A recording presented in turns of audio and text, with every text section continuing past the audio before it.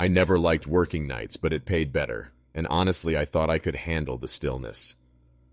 The building I worked in wasn't anything special, a mid-century high-rise nestled between a liquor store and an abandoned bank branch, the kind of place you pass 1,000 times and never notice. It wasn't luxury, but not a dump either. 43 apartments, most occupied by working-class people who kept to themselves. Security wasn't even a big deal here. Just me in a booth at the entrance, checking the monitors, walking a few rounds, and filling out a boring logbook. I always brought a thermos of coffee and a pack of gum to stay awake. The owners installed a half-functioning CCTV system a few years ago, and I was supposed to keep an eye on it, though half the cameras glitched or gave a blue screen. Still, it was easy money. The shifts were long, 10 p.m. to 6 a.m., but the hardest part wasn't staying awake. It was the silence. You'd think a building like this would groan or creak at night, but no. Past midnight, it turned into something else, not peaceful, not calm, just dead, like the walls were holding their breath, the kind of silence that presses in on your ears. It started subtly, the way the air felt thicker once the last apartment light blinked out, or how my own footsteps echoed too loud when I did my 2 a.m. floor sweep. I'd tell myself it was just tiredness, just my body adjusting to the shift. But by the third week, something had changed. There was a heaviness in the halls that felt wrong. Not dangerous exactly, but watchful. Like the building itself was aware I was there, like I was being tolerated, a guest, or worse, an intruder. The worst part? I didn't want to admit I noticed. I didn't want to be that guy, the one who hears things in the dark and starts mumbling about vibes and energies. I was here to watch cameras, take notes, and maybe sneak in a few episodes of some dumb show on my phone. But that night, the building didn't want to be ignored anymore. It was around 2:40 a.m. I remember because I checked the wall clock twice, hoping it was later. I had just come back from my usual floor sweep. 12 floors, empty halls, all lights working, no signs of anything unusual. I even made a note in the logbook. All clear, 2:27 a.m. I settled back in the chair, sipped my lukewarm coffee, and stared at the flickering camera feed on monitor 3. One screen showed the elevator lobby, another covered the front door, and the third was aimed down the longest hallway on floor 5. It had a habit of glitching, freezing for a second, then snapping forward like it was catching up. I was zoning out when it happened. Click. The sound was small, mechanical, like something turning on. Then a faint, low hum filled the room. I looked up. The sound wasn't coming from the monitors. It was coming from the wall behind me. There, embedded in the wood paneling next to the file cabinet, was the old building intercom, a boxy brown unit with a cracked speaker grill and a dusty red button labeled Talk. It hadn't worked in decades.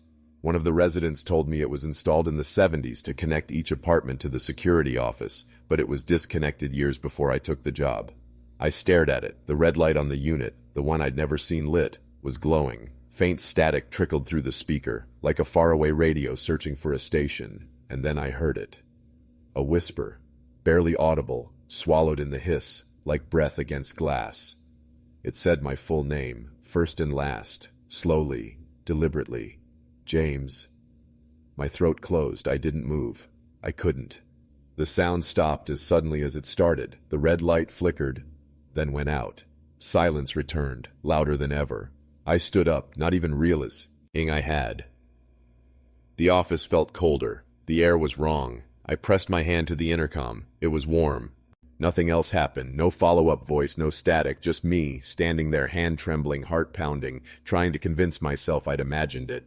I didn't sit back down right away. I stood there for maybe 5 full minutes, just staring at that damn intercom. My brain kept cycling through explanations. Prank, wiring glitch, maybe even an old broadcast looping from a residence unit, but none of that made sense.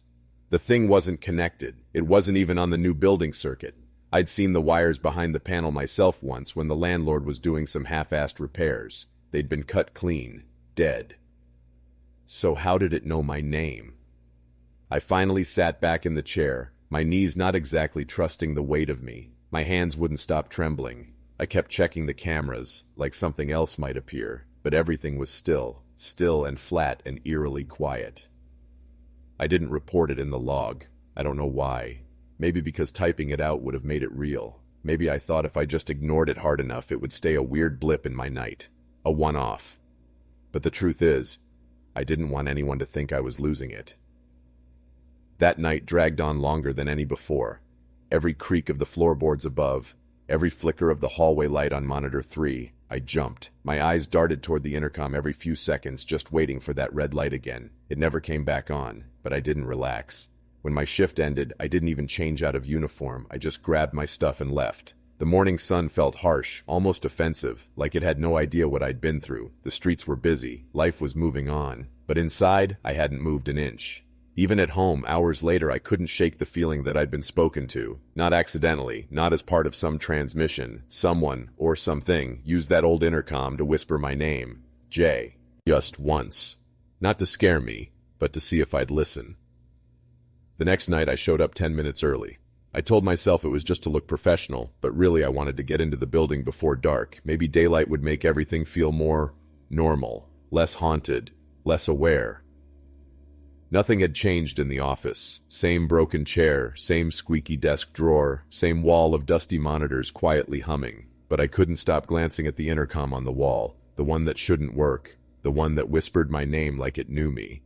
I brought my toolbox from home and a flashlight just to give myself something to do. I needed to feel like I was in control, like I could open it up and find a short circuit or a loose wire and say, "See, that's all it was." I waited until midnight before I unscrewed the front plate. There were no wires, I mean none, just a hollow cavity where the guts of the device used to be. No circuit board, no transmitter, no speakers, just empty space, dust, and a faint smell like scorched plastic. The weirdest part? The inside wasn't coated in years of grime like I expected. It looked recently disturbed, like someone had reached inside with clean hands. I stared at the emptiness for a long time, then screwed the plate back on and sat down. I didn't want to think about what it meant. I didn't want to start asking questions I wasn't ready to answer. The rest of the night was quiet.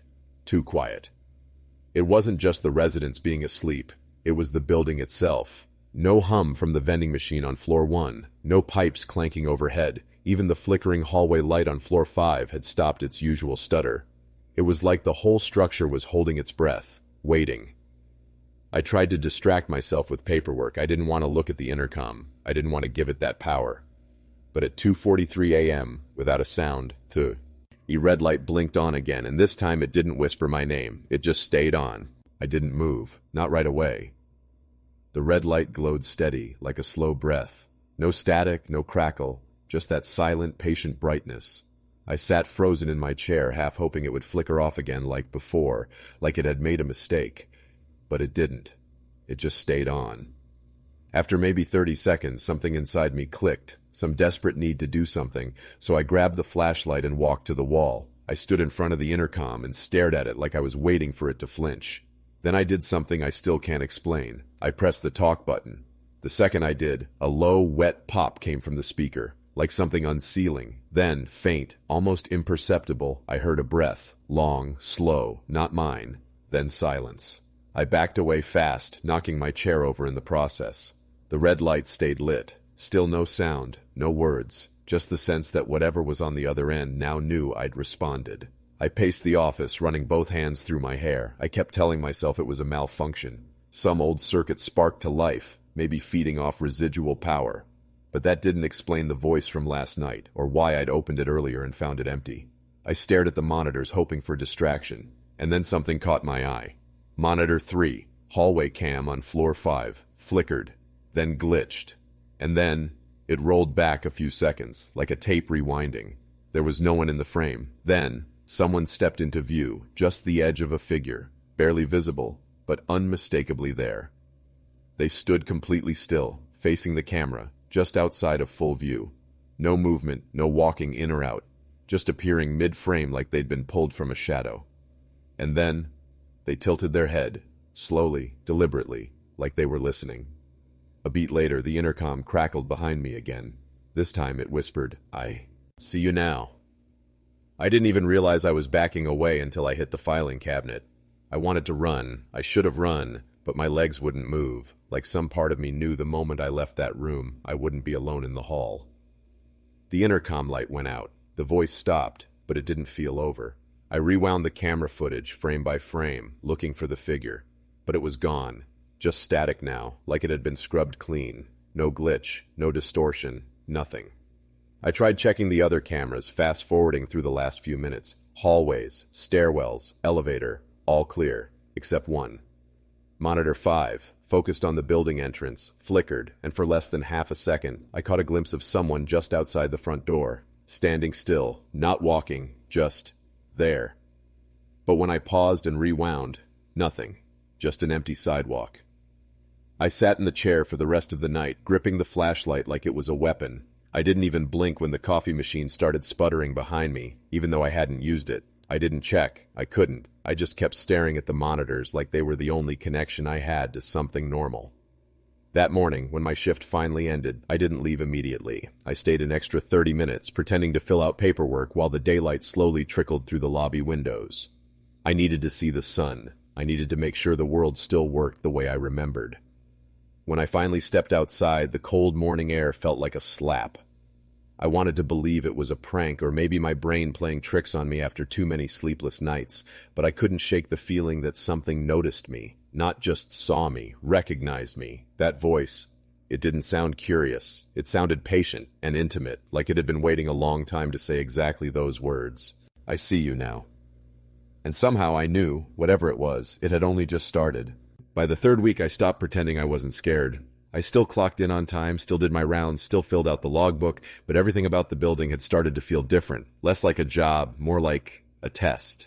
The intercom hadn't turned back on since that second night, but its silence wasn't comforting. It felt intentional, like it had gotten what it wanted and was waiting for me to do something next. So I kept my head down, focused on routine, checked all 12 floors, watched the monitors, stayed quiet, until I noticed something in the elevator.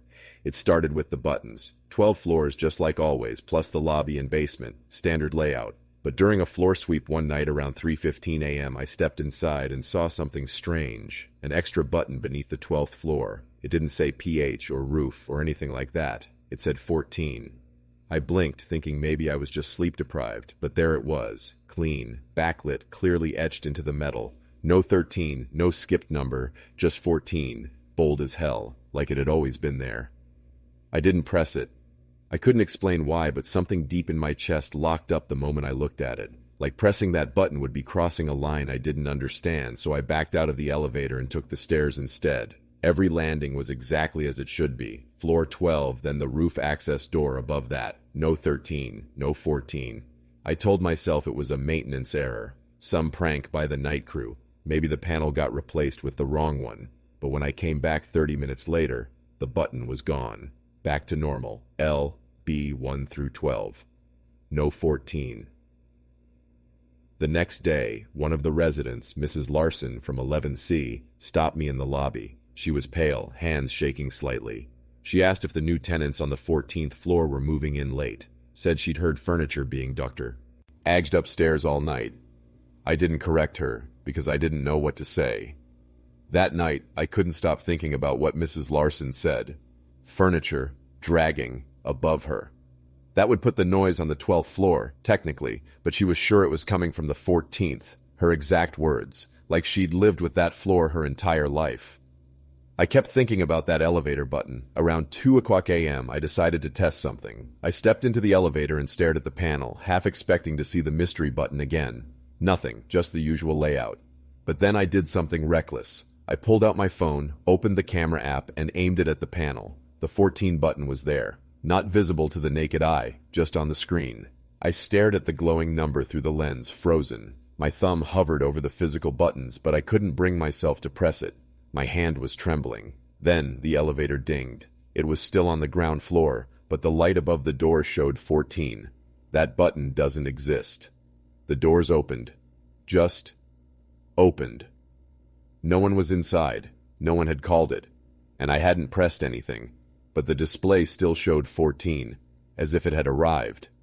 I stepped back, but the doors didn't close. They just hung open like they were inviting me. I raised my phone again. Through the screen, I saw something inside. Barely visible. A shape. Just a faint silhouette in the back right corner. Still. Tall. Head low like it didn't quite fit the ceiling. No face, no features. Just a blackened outline where a person shouldn't be.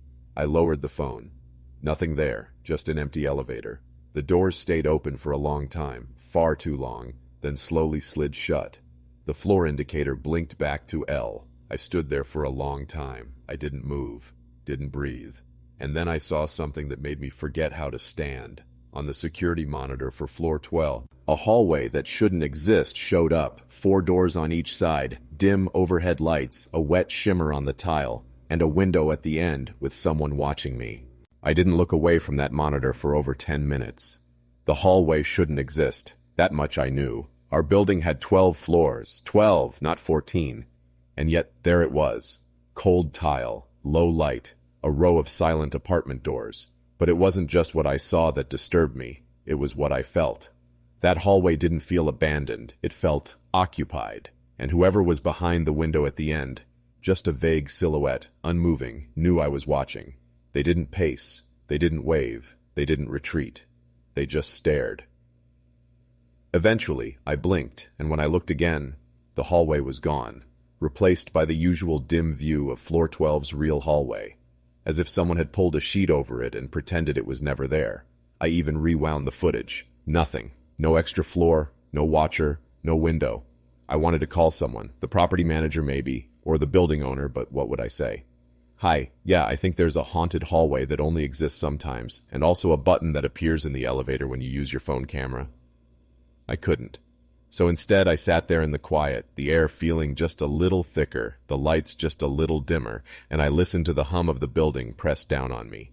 Like it was reminding me, you've seen too much now. When my shift ended, I left without looking back. But I didn't sleep when I got home. I couldn't stop thinking about the hallway, the doors, the window, the figure. I tried to convince myself it was exhaustion, that I had imagined it, that maybe I was in the middle of a sleep-deprived breakdown and hallucinating parts of the building, but deep down I knew the truth. The elevator hadn't taken me there, but something wanted me to go, and sooner or later I wouldn't have a choice, because once a floor shows up, it's probably expecting someone to answer the door. I stopped doing floor sweeps after that night.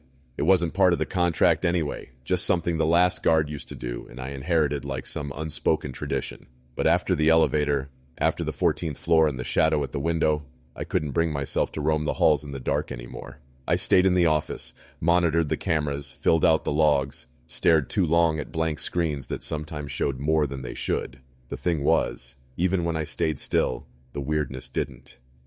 It was subtle at first.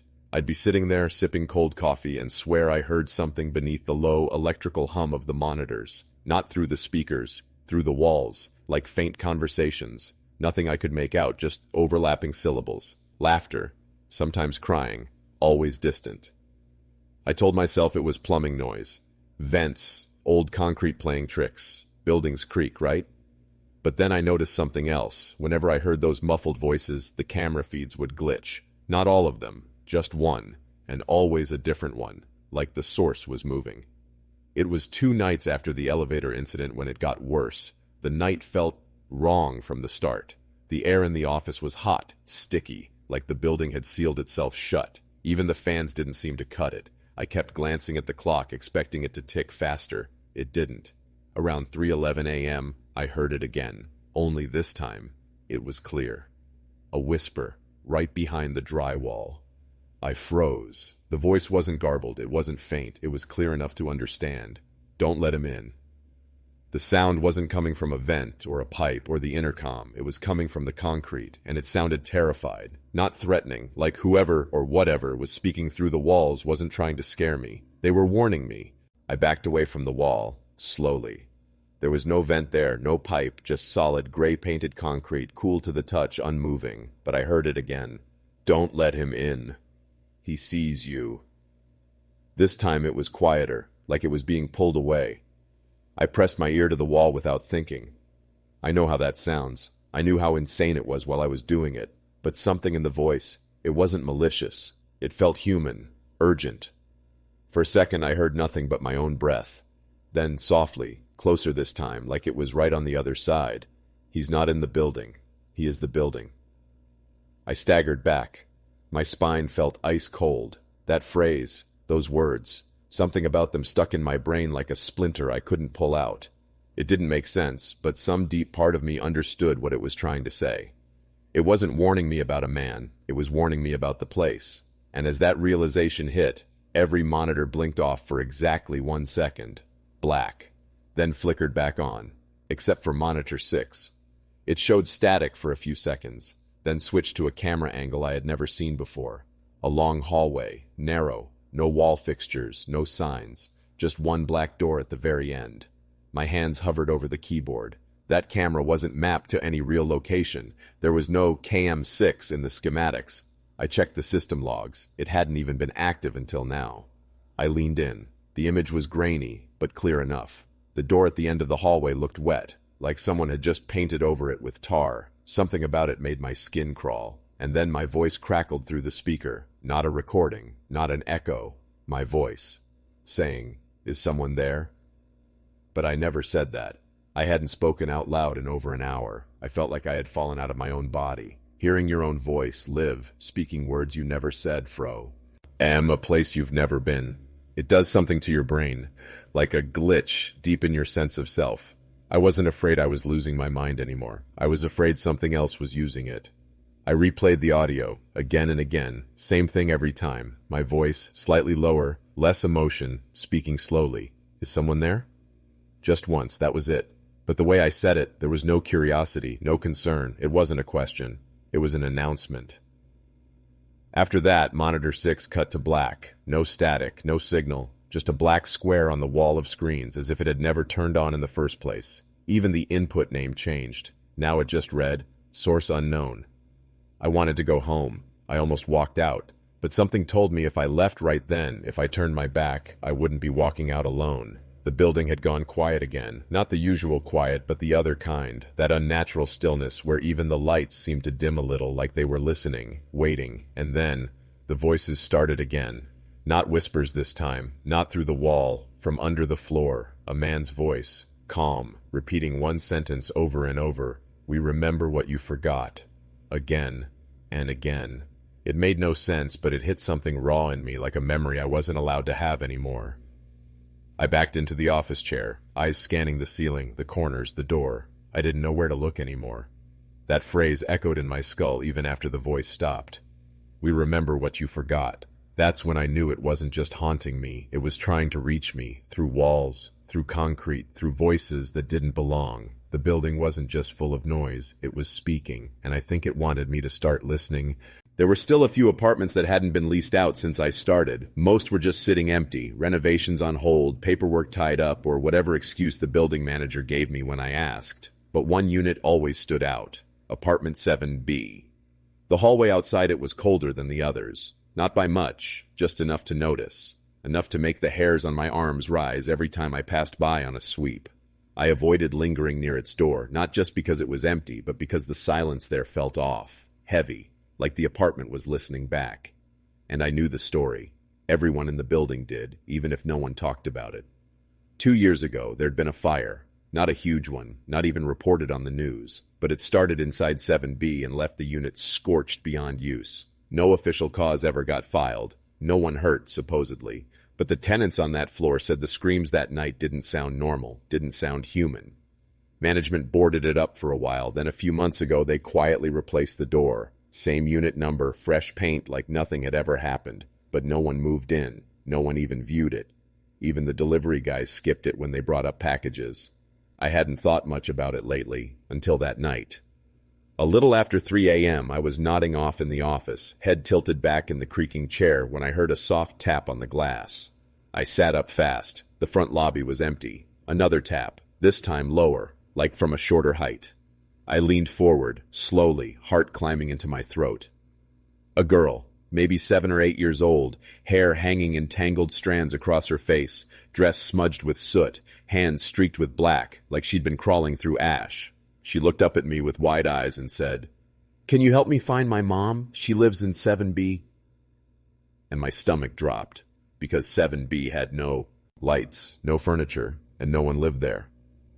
I didn't move at first, just stared at her through the glass, this ash-covered little girl standing barefoot on the marble tile of the lobby like she'd wandered in from a dream, or a nightmare. Her eyes didn't move, she didn't blink, just stood perfectly still and waited. I opened the door slowly. The moment the latch clicked, the air shifted, like the building had noticed, like it was paying attention again. "Where's your mom?" I asked, my voice shaky. She didn't answer. She turned on her heel and walked toward the elevators. Not ran, not stumbled. walked, calm, confident, like she knew exactly where to go, like this wasn't her first time doing it. I followed her at a distance, heart hammering, shoes echoing too loudly in the silence. The building felt wrong again, like it had slipped slightly out of place. The halls looked the same, but I couldn't shake the feeling that the space had changed, like the walls had grown narrower, taller, closer. The elevator was already waiting when she reached it. She stepped in and looked over her shoulder. "Are you coming?" I should have said no. I should have backed away, but I stepped inside, and the second I did, the button for 7 lit up on its own. The ride was silent. I couldn't hear the cables, couldn't feel the movement. When the doors opened, the hallway was wrong. The lights were dimmer than they should be. The wallpaper looked older, peeling, yellowed, like the building had aged 30 years in the ride-up. The girl was already walking ahead, straight to apartment 7B. She stopped in front of the door and turned to me. "She doesn't remember how to leave," she whispered. Then she reached for the doorknob. The moment her hand touched it, the lights down the hall went out one by one. Boom, boom, boom, total darkness. When they flickered back on, the girl was gone. The door to 7B was wide open, and from inside came the sound of someone sobbing, but it didn't sound like a little girl. It sounded like something older and very, very wrong. I should have turned and run, but I couldn't. My legs felt like they'd sunk into the floor, my muscles unresponsive. It wasn't just fear, it was like the hallway itself didn't want me to leave. The sobbing from inside apartment 7B grew louder. Not frantic, not human. It was slow, guttural. Each cry stretched out like something remembering how to weep. I called out, "Hello?" No answer. Just a shift in the shadows behind the doorway, like something inside had paused, listening. I took a step closer, then another, each one heavier than the last. The air was thick, burning, smelled like melted plastic and old smoke, like the fire had never really gone out. The moment I reached the threshold, the hallway behind me went completely silent. Not a single buzz from the lights, not a hum from the vents. Dead silence. Inside, the apartment was frozen in time. Charred furniture, a scorched baby doll on the floor, wallpaper curled up like it had tried to escape the heat, and at the center of the living room, a blackened outline on the floorboards, a shape, small, curled, human. The sobbing stopped, and I heard a whisper right against my ear, though I was completely alone in the room. "Now you know." I spun around. Nothing. But that phrase, it stuck. "Now you know." Know what?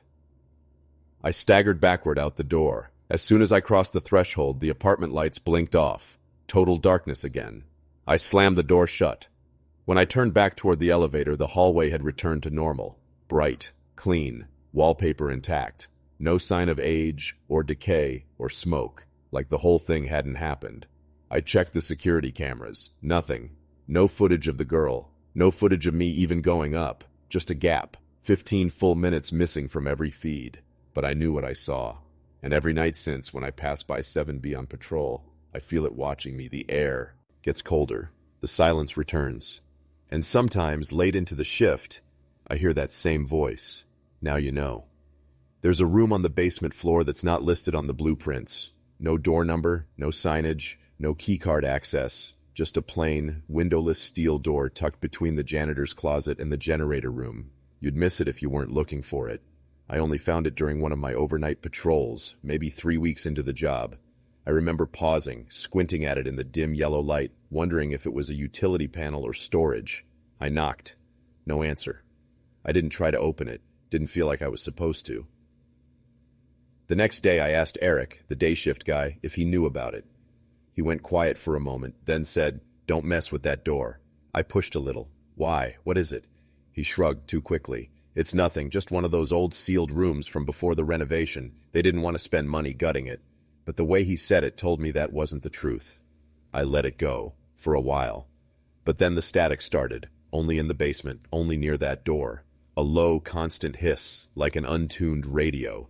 You couldn't hear it unless you were right up close. And even then, it didn't sound like it came from anywhere. It was just present, in the air, in your head.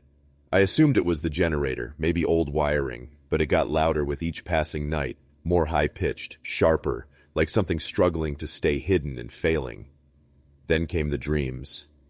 I'd wake up in cold sweats after my shifts, vivid, disorienting flashes, metal walls, blinking lights, whispering voices behind glass, a shape seated at the center of a small concrete room, always out of focus, always staring straight at me.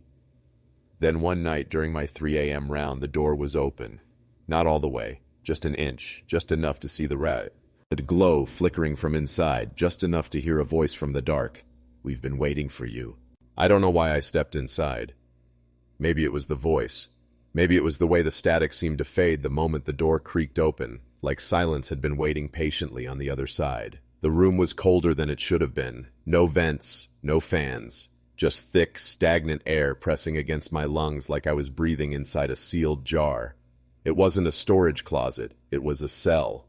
Concrete floor, metal walls, no windows. A single folding chair bolted to the center of the room, and on it something covered in a dirty white sheet, human-shaped, slumped, still. There were monitors lining the wall, old CRT screens. Most were cracked or dead, but one flickered to life when I entered. Static, then a flicker, then my face. Me standing in the hallway, caught from an angle I hadn't seen before. And then another angle, and another. Different shifts, different nights, all of them watching me. I stepped closer to the chair. Every cell in my body told me to stop, but I couldn't. The sheet twitched. Not a lot, just enough. I froze, listening. No breathing, no heartbeat. But the air around the figure felt dense, like it was absorbing sound, like it was thinking. The voice came again. But this time, it wasn't from the hallway. It came from inside the room. "You came back wrong." It was my voice, slightly off, like something imitating me after hearing me speak for years. The static swelled, high and piercing. The monitors began to shake. The walls pulsed with a dull red glow, faint, like light bleeding through a wound. I backed away, fast. As I reached the door, the figure in the chair sat up beneath the sheet. No hands, no feet, just the shape of a head slowly turning toward me. The last thing I saw before I slammed the door shut was my own reflection in the nearest monitor, except it blinked. And I hadn't. I didn't run, not at first. I just stood. There in the hallway, staring at the closed door, heart thundering in my chest. My breath came in short gasps like I'd been sprinting, but I hadn't moved. My legs were locked, my hands were shaking. And that static, it was still humming in my ears like it had followed me out, like it had latched on. Eventually, I forced myself to walk away. Each step felt like I was dragging something heavy behind me, like a weight had been hooked into my spine the moment I saw that thing on the chair. I didn't finish the rest of my rounds that night. I lied on the report, said I'd checked every floor, said nothing was out of the ordinary. But that wasn't true. Because when I checked the cameras later, the footage was wrong again. There I was, on the basement feed, approaching the hallway, standing in front of the door. But I never opened it. Instead, the footage cut to black for 90 seconds. And when it came back, I was walking away, my face pale, my posture hunched, like someone who'd seen something they weren't supposed to. Worse still, when I zoomed in, the eyes on my face in the footage, they weren't looking forward. They were looking straight at the camera, like they knew I'd be watching. For the next few nights, I avoided the basement entirely, told myself I was imagining things, stress, sleep deprivation. But that static, it started following me, up the stairwells, through the corridors, into the lobby, always faint, always present. And the dreams, they got worse. Now the figure in the room was speaking, telling me things I shouldn't know, faces from the building's past, people I'd never met, events that hadn't happened yet. Then, one night, I found a note slipped under the security office door. Plain paper, no handwriting, just 3 words printed in block letters, "We're not done." A week after the incident with the static room, management installed new security cameras. No announcement, no memo. Just a delivery one morning, a fleet of black domes and a technician with a clipboard. He didn't wear a uniform, just gray coveralls with no company name, and he refused to talk. Not rude, just silent, like someone on a very specific mission. By the end of the day, all the old cameras were gone. The system we'd used for years, scrapped. In its place, a new grid of cameras with no visible wires, no exposed hardware, and no way for us to access the feeds. Eric and I stood in the control room that night, staring at the monitors that used to show live footage. Now they just showed a single rotating message, remote access active. We weren't told who had access. We weren't even told if they were recording or not, just that the system was upgraded and we didn't need to worry about it. But I did worry. Because on the first night the new system went live, the blind spots started shifting. Before, there were always a few dead zones, places the cameras didn't reach, corners of the parking garage, behind elevator shafts, the far ends of service tunnels. But suddenly, those blind spots weren't consistent. They moved. At first I thought it was technical. Maybe the new system had dynamic tracking, but it didn't make sense. Why would a static feed suddenly choose not to show a hallway for 5 minutes? And when the feed did return, sometimes it didn't match what I'd seen in person. I'd walk down a hallway, turn around, and the camera feed would show me still standing there, motionless, facing the wall. Eric noticed it too, but he didn't say much. Just got quieter, more withdrawn. One night I caught him scribbling something on a post-it and tucking it into his locker. He slammed it shut when he saw me looking. I asked what it was. He just said, "They're forget. Not cameras anymore. They're watching something else." It was 3:17 a.m. when the main hallway lights began flickering, not blinking, but pulsing, like a heartbeat too slow to be human. The cameras, those new, unblinking domes, tilted at once. All of them. Every single camera in the building turned toward the same direction, the east stairwell. I watched it happen in real time from the control room. One by one, as if following an unheard signal, they shifted toward that stairwell door, and stayed. Eric wasn't on shift that night. I was alone. At first I hesitated, then something urged me forward. Not curiosity, not duty, something colder, like a hook embedded in my spine, reeling me toward the east stairwell whether I wanted to or not. The hallway was darker than it should have been. The emergency lights had dimmed to a deep reddish glow, casting long, unnatural shadows on the floor. I passed under one of the new cameras. It whirred softly, just once, like it was breathing. When I opened the stairwell door, there was no sound, no hum of air vents, no echo of the heavy door, just silence, as if sound had been evacuated from the space. The stairs spiraled down like they always had, but they looked wrong. They curved at the wrong angle, disappearing into a darkness that seemed too thick, too present. And then, I saw someone at the landing 2 floors down, not moving, not facing me, wearing the same uniform as me, same patch, same flashlight. I called out, no answer. But the figure did move. It turned its head just slightly toward the stairwell wall, pressed its hand against it, then stepped into the wall, like the concrete folded open around it, like it was made of fog. I staggered back, heart racing, and as I did I looked up, just in time to see the camera above me blink. Not a glitch, not a light. The lens contracted like a pupil, watching me. Awa. Rare. I didn't sleep when I got home that morning. I sat on the edge of my bed, my clothes still damp with sweat, the image of that figure stepping into the concrete playing over and over again in my head like a broken reel. I kept blinking, hoping the memory would shift into something more rational, that it was just a trick of the light, that my exhaustion had conjured it, but I knew, I felt it in my bones. What I saw wasn't just something unnatural, it was impossible. And yet, it happened. Worse still was the camera. That blink, it wasn't a malfunction, it was deliberate, purposeful. It watched me react, it saw my fear, it recognized it. Later that week, Eric quit. No warning, no final shift, just vanished. The night supervisor said he handed in his badge at 5 p.m. and walked out the front doors, never said goodbye, didn't even clean out his locker. I waited 3 days before I finally opened it. Inside, wedged between an old raincoat and a cracked flashlight, was the post-it note I'd seen him hide. 5 words, scrawled in shaky black ink. They see through us now. I didn't understand what that meant, not fully, but I carried the note in my wallet for weeks afterward, like a charm, like maybe whatever was behind the cameras would see I knew and leave me alone. It didn't work. Because the next time I reviewed footage from the previous night, looking for anomalies, trying to make sense of what was happening, I found something that didn't just unsettle me, it broke something inside me. I watched myself doing my rounds, going through the motions, flashlight out, head down, and then I stopped, on camera, paused, and looked directly at the lens again. This time I smiled, a slow, knowing smile. But I didn't remember smiling, I didn't remember pausing, and in the reflection of the glass above me, there were 2 of me. I avoided the elevators for a while after what I saw on the security feed. Took the stairs mostly, even when my knees ached from hours on my feet. It wasn't just paranoia, it was self-preservation. Ever since the cameras changed, the elevators had started acting off. Sometimes their doors opened before you pressed a button, other times they wouldn't open at all, like they were stuck in between, hovering, humming, vibrating with something that wasn't electricity. But the building had 15 floors, and eventually, I had no choice.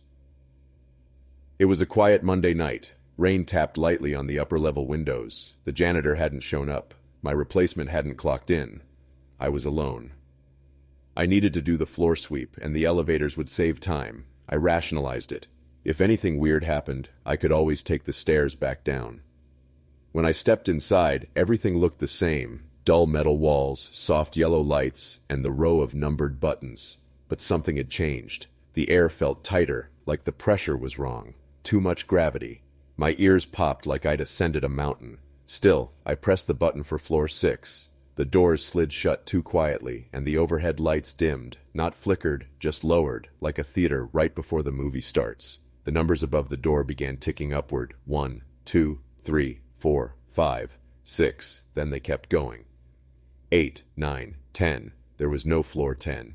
I'd never seen the display do that before. I hit the emergency stop. Nothing. No click, no resistance. The button was just numb. I pressed door open, door close, any button I could reach.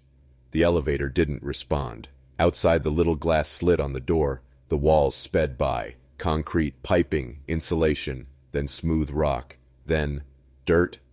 Not floor levels, not floors at all. I realized I wasn't going up anymore. I was going somewhere else. I watched the world outside the elevator blur into complete blackness. No piping, no concrete, no shaft structure, just darkness so thick it felt like it pressed against the glass, watching back. Then the elevator stopped. No jolt, no sound, just a smooth halt, like a hand had gently gripped the box and held it still. The display above the doors now showed something unfamiliar. Not a number, not letters, just a symbol. A circle, with a jagged line splitting it down the center. It looked etched into the screen rather than generated, like it had always been there beneath the numbers, waiting to be revealed.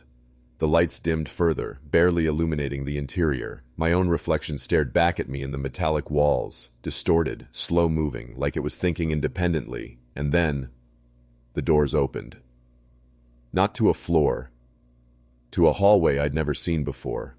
The space beyond was impossibly long, lined with doorways that didn't match any architectural style I could name. Some were small, child-sized. Others towered 15 feet high. All were closed. Every one. But it wasn't just the architecture that made me hesitate. It was the air. It wasn't air. It didn't smell like anything, didn't feel like anything, but it carried sound. A hum, low and rhythmic, like breathing. Or like chanting. Just beneath the edge of perception. I should have backed away. I should have hit any button, screamed, kicked the panel, anything to make the doors close. But my legs moved forward. 1 step. 2. I crossed the threshold. The floor felt soft beneath my boots. Not carpet. More like old skin. Uneven. Warm in some spots. Cold in others. Somewhere far down that impossible hallway, I heard a click. A door opening. Just one. I didn't want to see what was behind it, but as I turned to run back into the elevator, it was gone. The doorway I came through was now a solid wall. After the elevator incident, I became obsessed with the feeds, not just out of fear, though yes, fear was the main fuel, but because I needed to understand. I needed to prove to myself that I wasn't slipping, that it wasn't some sleep-deprived hallucination brought on by too many late-night shifts and stale coffee. So I began cataloging anomalies. Every flicker, every corrupted file, every moment of missing time. And that's when I noticed camera 22. We don't have a camera 22. There are only 21 cameras in the building, labeled, mapped, and cross-referenced a dozen times in the security logbooks. But one night around 2:47 a.m., I saw its feed flicker into existence, just for a second, just enough for me to hit record. The feed showed a room. At first glance, nothing out of place. Standard utility closet layout, shelves stacked with cardboard boxes, a mop leaning in a corner, a windowless concrete wall. But something was wrong with the perspective. The proportions were subtly off. The door in the background looked too narrow. The walls felt like they were closing in slightly, angling inward like a funnel. And the lighting, it wasn't from any fixture I recognized. It had this sickly yellow hue, like sunlight filtered through nicotine-stained glass. I checked the building schematics, twice. There's no room where that feed should be. No closet, no office, not even empty space between walls. That room doesn't exist. I brought it up to the building manager, just to test the waters. He looked at me too long, didn't blink, and said, "Don't watch that feed again." That was it. Not what room, not, "Are you sure?" Just a cold, flat instruction. The feed disappeared the next day, gone from the console, gone from the backups. Camera 22 never existed, officially, but I'd seen it. I had the recording, and the worst part? When I paused the video, just before the signal cut, a figure entered the frame, not from the door, from the wall. The figure stepped into view like it was slipping through wet paper. No dust kicked up, no sound, just emergence. One moment the wall was bare concrete, the next it opened in a ripple and something stepped out of it. Not walking, gliding, almost like it was underwater. I stared at the footage, breath caught in my throat. It was human-shaped, sure, but too tall, shoulders too narrow, arms too long. The footage was grainy, but its head moved like it was listening, like it knew I was watching. I scrubbed back, watched it again, over and over, frame by frame. And then it turned toward the camera. Not like a curious glance, not accidental, deliberate. And its face, no eyes, just indents, deep and sunken. Its skin looked mottled and dry, like stretched canvas over bone. But that wasn't the worst part. The worst part was its mouth. It didn't open in a normal way. It peeled open sideways, exposing rows of what looked like fine, hair-like teeth. And then it moved its lips like it was speaking. No sound came through the feed, but I could feel the word it was mouthing. My name. 4 slow syllables, formed with exaggerated precision. Daniel. I froze. The footage ended there. Static, then black. I pulled the plug on the system, yanked the entire tower offline, sat there, shivering in the dark, the only light coming from my desk lamp, which now flickered as if reacting to some pressure in the air. A low hum began building in my ears. No source, no pattern. I stepped away from the console, walked around to the maintenance office. I needed someone else to see it, to confirm I wasn't losing it. But when I came back 10 minutes later, the footage was gone. Not deleted, not missing, just replaced. Camera 22 now showed the normal utility room. Clean, empty, unremarkable, except in the T. Op right corner of the frame, barely visible in the shadows, there was a shape pressed flat against the ceiling, etching. I didn't sleep for 3 days. Not because I was scared of dreaming, though I was, but because I was scared of closing my eyes. Every time I blinked for too long, I could see it. That thing, pressed against the ceiling, unmoving, but aware. I started seeing the shape in places it didn't belong, in reflections, fleeting, just out of frame, in the grain of the security footage, in my peripheral vision at work, sometimes in the fluorescent light flickers, like it was peering through the static. Every time I turned to confront it, nothing. But I felt it, the weight of observation. One night, I printed the freeze frame of the camera feed, the one with the shadow in the corner. I wanted to study it, see if there was some explanation, a trick of the light, a glitch. But when the printer spat out the page, the figure wasn't in the image. The room was there, the angle was correct, but the corner was clean. I stared at it for hours, convinced I was losing my mind. Then, just before I gave up, I turned the photo upside down, and there it was, now centered, now perfectly clear. Not just a shape, but detail. The limbs splayed out like a spider, the face angled toward the lens, the mouth still open. That's when I realized something else. The date on the timestamp, it wasn't from that night. It was from 4 days in the future. I ran diagnostics, checked time sync settings, tried to rationalize it. Maybe a system clock error, maybe a corrupted header in the image data. But nothing else on the console had that date, just the camera 22 image, just that feed. And then the feed disappeared entirely. No trace, no label, no archived version. It was like the system had rejected it, like it had been quarantined from reality. But I kept the print. It's taped to the underside of my desk now, face down, under 3 layers of duct tape, because every time I touch it, even through the layers, I feel something shift. Like it's still watching me, even now. It started on a night that felt strangely hollow. You know that type of silence that presses into your ears, where even the hum of electricity or the soft clunk of a fridge seems distant, like it's being muffled by something vast and unknowable. That was the kind of quiet I sat in, watching the security monitors in the lobby. A storm had rolled through earlier, violent, fast-moving, with lightning that seemed to split the sky into halves. By midnight, everything was still again, like nature had exhausted itself, but the air felt charged, metallic, almost intentional. The building was empty, no overnight guests, no maintenance staff, just me. That's when I noticed the faint click. Not the kind that comes from the security desk. This click had a soft static edge to it, mechanical, but old, familiar. I turned my head toward the wall-mounted intercom panel.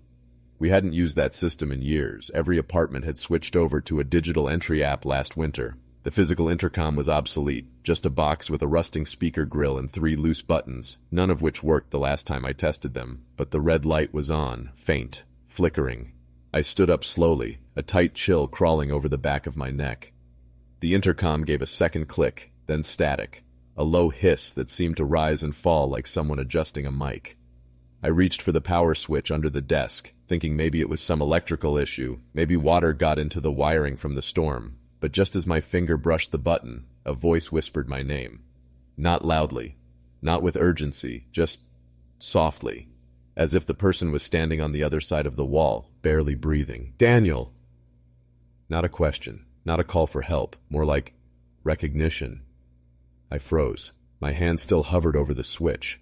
My throat tightening. I waited for more, but the intercom clicked again and went silent. The red light turned off, and I was alone again. At least, I think I was. I didn't touch the intercom. Didn't want to. I just sat back down and stared at it, half convinced I'd imagined it. But my name, there's something bone-deep unsettling about hearing it spoken by a voice you don't recognize, especially when no one should know you're there. I replayed it over and over in my mind. The softness, the breath at the end. It didn't sound like a prank, and it wasn't coming from outside. It was in the building. I forced myself to check the cameras, every hallway, every floor, every stairwell. Nothing. The building was still dead quiet, like the world had stepped out for a minute. But then, another click. This time from the intercom by the service entrance. I didn't even remember that one still being installed. It crackled, hummed, and whispered again. Daniel. Only this time it was different. Same word, same tone, but not exactly the same voice. This one had a rasp, a wetness to it, like it was speaking through a mouth that wasn't used to human shape. I stood up, walked slowly toward the service door intercom, each step weighed down by something I couldn't name. I didn't want to touch it, I just needed to see it. As I got closer, I realized the red light was already blinking, fast, irregular, like a heartbeat. And then the speaker came alive again, not just my name this time, a full sentence. Come downstairs, I'm in the lobby. My heart slammed into my ribs. The lobby? I was in the lobby. There was no one there. I turned around, half expecting to see someone standing behind me. Nothing. Just the monitor glow, the front glass door, my own faint reflection. But then, my reflection moved, just a flicker, a twitch in the corner of its mouth. I stepped closer to the glass, looked myself dead in the eye, and my reflection whispered, "Behind you." I spun around. Nothing there, but the intercom let out a long, low tone. And the door to the maintenance stairwell creaked open, on its own. I didn't go through the stairwell door. I couldn't, not because I was scared, though I was, not even because it had opened on its own, but because when I stepped closer to shut it, the air changed. It was subtle at first, like the temperature dropped just a few degrees, like a draft had crept up from a forgotten place. But it was more than that. It felt like something was waiting on the other side, not lurking, not hiding, waiting. Like I was late to something it had been preparing for a long, long time. I backed away. The intercom stayed silent after that. No more clicks, no more voices. But every camera feed began flickering, just slightly, like static behind the walls. And in a few frames, for just a moment, I saw things that shouldn't be there. Shadows where no shadows should fall. Shapes that moved when nothing else did. One frame from the 5th floor hallway caught my breath, a pale, outstretched hand gripping the ceiling, fingers impossibly long, as if crawling upside down.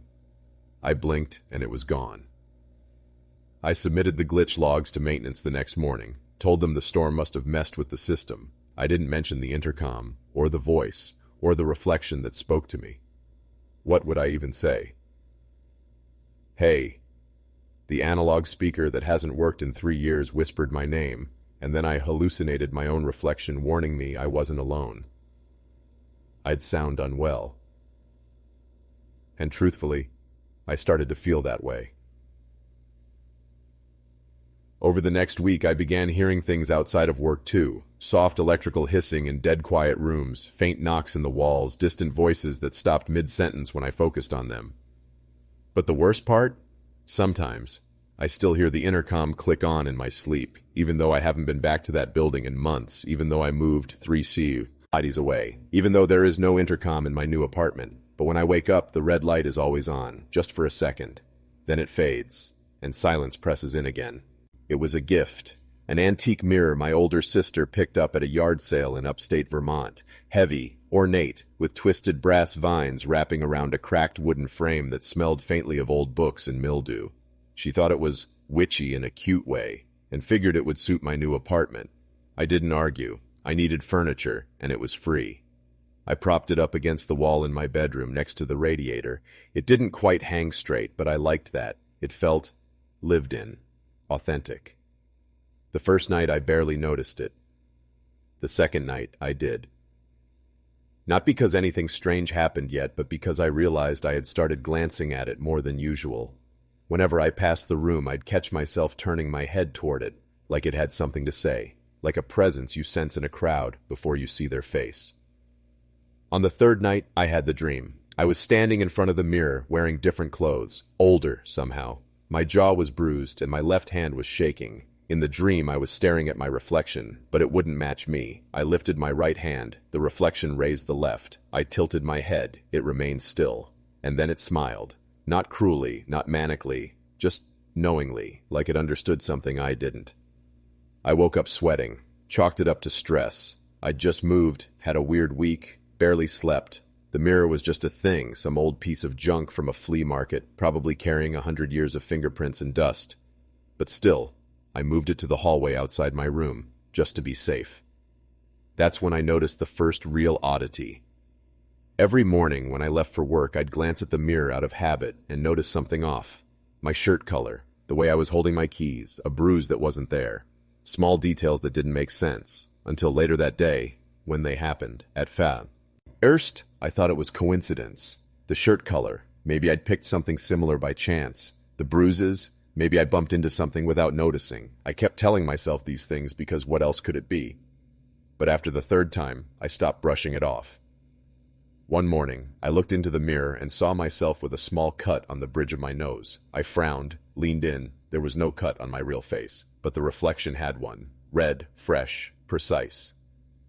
That evening, while unlocking my front door, my hand slipped and I hit my face on the edge of the coat hook. Same spot, same cut, exactly as I'd seen it. I remember just standing there in the hallway, keys still dangling in the lock, and feeling something hollow open in my chest. That kind of emptiness you feel when you realize you're not the one in control anymore. The mirror didn't just reflect, it predicted, and it was always right. I began testing it in small ways. I'd look into the mirror in the morning and take photos of the reflection versus my real appearance. Sometimes nothing changed, but other times, the reflection would blink when I didn't. It would smirk when I was still. One morning I looked in and saw blood on my hands. I checked, they were clean, but by evening I'd accidentally cut my palm on a broken coffee mug, deep, glass embedded in the skin. I bled on the bathroom floor while staring at the mirror leaning across the hall, too scared to move it, too afraid not to. Then came the moment that shifted everything. One morning I looked in and saw myself sitting on the bed, sobbing, trembling, shirtless, crying like something vital had been taken from me. I wasn't in that position yet. It was 7 a.m. I hadn't even made coffee. But when I got home that night, the voicemail was waiting. 2 of them, actually. The second was from the hospital. My sister had been in a car accident. She survived, but barely. They said the other driver swerved across the median without warning. Head-on collision. She broke her collarbone, fractured her jaw, and lost several teeth. The impact threw her phone beneath the driver's seat. She couldn't call anyone. They found her by the airbag, unconscious and barely breathing. And that morning, when I'd seen myself crying in the mirror, that was exactly how I looked that night, collapsed on the bed with her voicemail playing on repeat over and over until I couldn't tell if I was shivering or convulsing. The mirror knew. It hadn't just shown my reflection, it had shown my reaction. What I would become, hours before it happened. It felt like being haunted by time itself. I started covering the mirror with an old bed sheet, taped it at the corners, tucked the edges behind the frame so nothing could slip through. That worked, for a while. I stopped seeing the images, stopped glimpsing futures I didn't want, but I still felt them. Like heat behind a closed oven door. You know something is changing in there. You just can't see it anymore. And then the dreams returned. Dreams of the mirror uncovered, of walking past it and seeing myself, but not myself. Not as I was. I'd be older, sicker, sometimes missing things. A hand, teeth, an eye. Sometimes I wasn't human at all.